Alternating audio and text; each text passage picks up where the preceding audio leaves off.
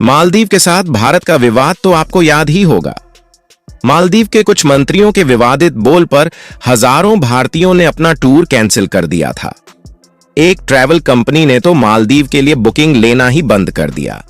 इससे मालदीव को हजारों करोड़ का नुकसान हुआ, क्योंकि उसकी ज्यादातर आमदनी पर्यटन से आती है, जिसमें सबसे ज्यादा हिस्सेदारी भारत की है। यहां तक की कहानी तो आपको पता होगी, लेकिन यह नहीं पता होगा कि सरकार ने बजट में मालदीव को सैकड़ों करोड़ रुपए आवंटित किए हैं।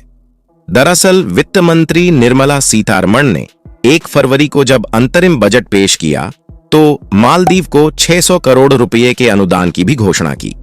यह पैसा वित्त वर्ष 2024-25 के लिए दिया गया है। इससे पहले यानी 2023-24 वित्त वर्ष के लिए सरकार ने यह पिछले बजट में 400 करोड़ रुपए दिए थे, जिसे बाद में बढ़ाकर 770 करोड़ रुपए कर दिया गया था। वहीं खुद कंगाली से जूझ रहे पाकिस्तान ने मालदीव को अति आवश्यक विकास आवश्यकताओं को पूरा करने के लिए अपने समर्थन का आश्वासन दिया है। मीडिया रिपोर्ट के मुताबिक नकदी संकट से जूझ रहे पाकिस्तान के केयरटेकर प्रधानमंत्री अनवर उल हक काकर और मालदीव के राष्ट्रपति मोहम्मद मुइज्जू ने फोन पर बातचीत की। इस दौरान पाकिस्तान के कार्यवाहक प्रधानमंत्री अनवर उल हक काकर ने दोनों देशों के बीच द्विपक्षीय संबंधों को मजबूत करने के तरीकों पर चर्चा की।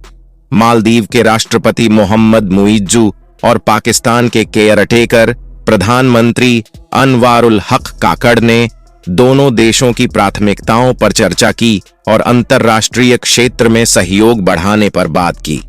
काकड़ ने जलवायु परिवर्तन के प्रभावों को कम करने के मालदीव के प्रयासों को अपना समर्थन और सहायता देने का भी भरोसा दिया।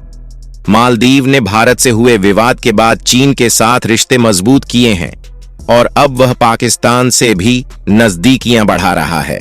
पाकिस्तान और मालदीव के बीच 26 जुलाई साल 1966 में राजनयिक संबंध स्थापित किए गए थे।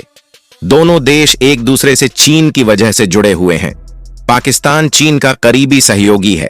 साथ ही मालदीव के राष्ट्रपति मुइज्जू को बीजिंग समर्थक भी माना जाता है। वहीं संसद में हुई झड़प के बाद से विपक्ष लगातार मोहम्मद मुइज्जू सरकार पर हमलावर है। मुख्य विपक्षी party Maldivian Democratic Party Mohammad Muizzu के खिलाफ महाभियोग प्रस्ताव की योजना पर काम कर रही है। ये योजना संसद में हंगामे के बाद बनाई गई है। खबर है कि मालदीवियन डेमोक्रेटिक पार्टी ने डेमोक्रेट के साथ मिलकर प्रस्ताव के लिए जरूरी समर्थन हासिल कर लिया है। इसके बाद अब विपक्ष की एकजुटता को देखते हुए आशंका जताई जा रही है कि मोहम्मद मुइज्जू सरकार के लिए इस संकट से पार पाना आसान नहीं होगा। विपक्ष ने दी पीएम मोदी से माफी मांगने की सलाह। मालदीव के विपक्षी नेता अब राष्ट्रपति मोहम्मद मुइज्जू को भारतीय प्रधानमंत्री नरेंद्र मोदी से माफी मांगने की सलाह दी है।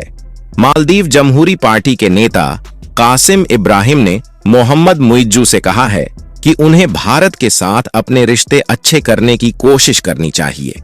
उन्होंने कहा कि राष्ट्रपति को अपनी चीन की यात्रा के बाद दिए गए बयानों पर भारत के लोगों और प्रधानमंत्री मोदी से माफी मांग लेनी चाहिए, क्योंकि इससे केवल मालदीव को ही नुकसान होगा।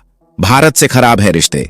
प्रधानमंत्री नरेंद्र मोदी ने लक्षद्वीप के दौरे के बाद सोशल मीडिया पर कुछ तस्वीरें पोस्ट की थीं, जिस पर मालदीव सरकार के 3 मंत्रियों ने पीएम मोदी के बारे में आपत्तिजनक टिप्पणी की थी। विवाद बढ़ा।